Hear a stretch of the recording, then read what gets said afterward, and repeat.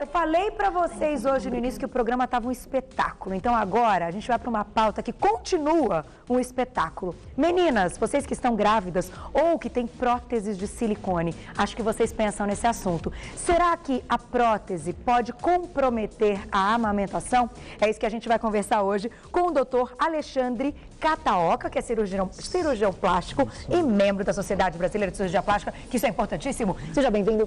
Como vai, doutor? Obrigado. Tudo bem? Chamado, Boa tarde, é um prazer recebê-lo. Fique à vontade. Obrigado. Vou me sentar aqui, porque eu tenho tanta coisa para perguntar para ele. Eu não tenho prótese, mas eu estou grávida. Então, sim, a amamentação realmente é algo que as mulheres pensam, acho que a vida toda, quando chega o momento. Sim. E essas dúvidas da prótese de silicone, elas estão, de fato, sempre persistindo. Então, eu queria começar com você te perguntando exatamente o seguinte: a prótese de silicone atrapalha ou não atrapalha a amamentação? Bom, Carol, essa é a pergunta de 10 em cada 10 mulheres que procuram e que consultório, né, para colocar a prótese de silicone. Uhum. Tendo bom senso e uma avaliação adequada do profissional, não atrapalha em maneira alguma. Tá? Então, é aquilo. Por isso que a gente sempre frisa, tem que procurar o profissional que seja um cirurgião plástico realmente, para fazer uma avaliação adequada e poder operar sem ter esse dano, que é o dano à amamentação. Então, caso a paciente não coloque de maneira adequada, ela corre o risco de ter problemas na amamentação. Corre, lógico, é um corpo estranho que vai estar em contato com a mama, né, com a glândula mamária. Embora as técnicas que são utilizadas são totalmente atrás da glândula ou totalmente atrás do músculo, então não teria como interferir. Porém, alguns profissionais que colocam de forma inadequada ou tamanhos inadequados, isso sim pode interferir na amamentação. Então, as mulheres que acabam exagerando no tamanho dessa prótese podem ter problemas também. Exatamente. Por isso que é importante ter essa avaliação do biotipo da paciente para ver qual é a necessidade de tamanho e onde colocar essa prótese. Qualquer que eu já vi da prótese de amigas, né, diferentes, enfim, algumas já fizeram uma cirurgia que tem uma abertura embaixo do seio, outras na auréola.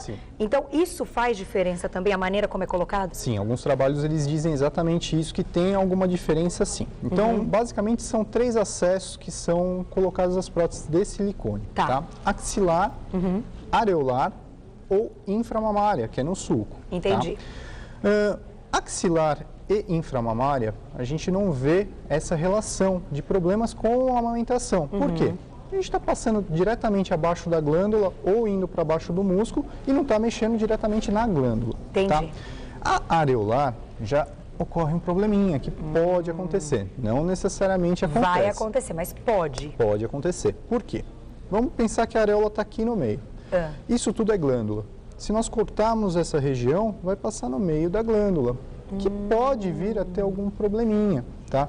Não que quem tem uma prótese areolar vai correr direto para o cirurgião, vai ter problema. Não, mas é uma coisa que já tem que ficar de olho, que pode acontecer uma diminuição do leite. Do leite, entendi. Ou dessa passagem do leite. Exatamente, pelos ductos. Embora isso ainda é discutível, não tem um consenso quanto a isso, a gente tenta evitar.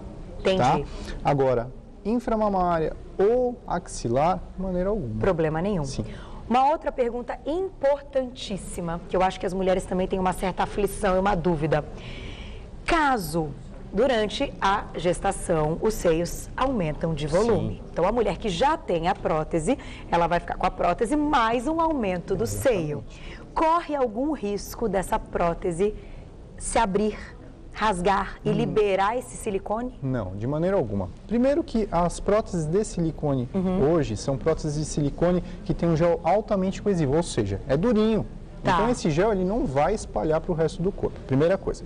Segundo, a pressão que é exercida nessa prótese tem que ser muito grande, como um trauma. Então a paciente vai ter outros problemas que não...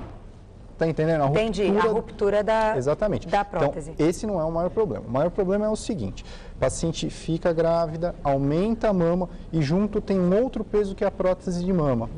Pode ter a queda. Pode então ter a queda? Pode. É um mito que todo mundo pensa, eu tenho prótese de silicone e meu peito não vai cair. Mentira, não é isso.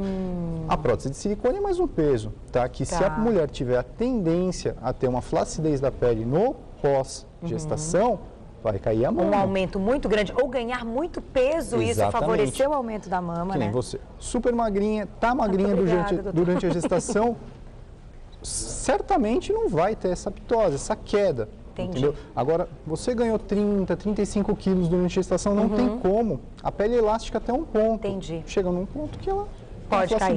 Vai cair. Então, vou fazer o seguinte, vou dar um recadinho, já volto e já vou deixar uma pergunta para você. Tá ótimo.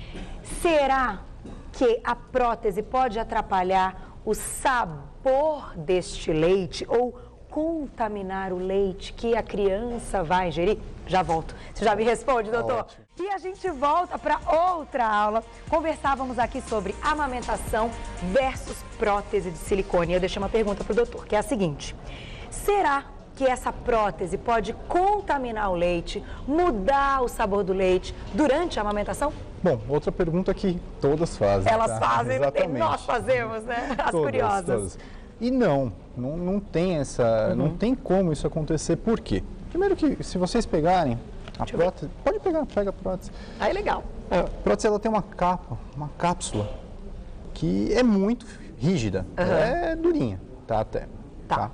Vamos supor que perfurou essa cápsula durante a gestação, a amamentação. Esse gel ali não vai extravasar para os ductos, então não pode haver essa contaminação. E além do mais, quando é colocada uma prótese de silicone, o próprio organismo forma uma cápsula aqui por cima que envolve essa prótese e não deixa com que ela fique em contato direto com a glândula, entendeu? Então, como qualquer prótese, forma uma cápsula. Entendi. Então, isso é mito, não acontece, não tem chance. Não. Dá tempo de mais uma pergunta, doutor, que é a seguinte. Joia. As mulheres que têm prótese, então, antes da amamentação, como você disse, pode ter o risco da queda do seio, sim, mesmo com a prótese. Essa prótese, num pós-amamentação, deve ser trocada, porque o período de amamentação é um período que as mulheres estão expostas aí a alguns problemas, assim, mais sensíveis, com a condição hormonal, e isso pode favorecer até um aparecimento de um câncer de mama. E aí, o que deve ser feito no pós-amamentação? Exames e troca de prótese ou não? De maneira alguma. A prótese só é trocada se tem problema, tá? E qual que é o maior problema das próteses? É a contratura capsular, tá? Que é uma certa rejeição conforme o passar do tempo. Forma uma cápsula bem dura em cima da prótese, fica dura e começa a ter um incômodo. Então, ela só é trocada por esse motivo ou se houver ruptura. Agora, pós-gestação, pós-amamentação, maneira alguma. Não tem problema, podemos ficar despreocupadas. Sim, ter o acompanhamento do seu cirurgião, né? Mas só isso.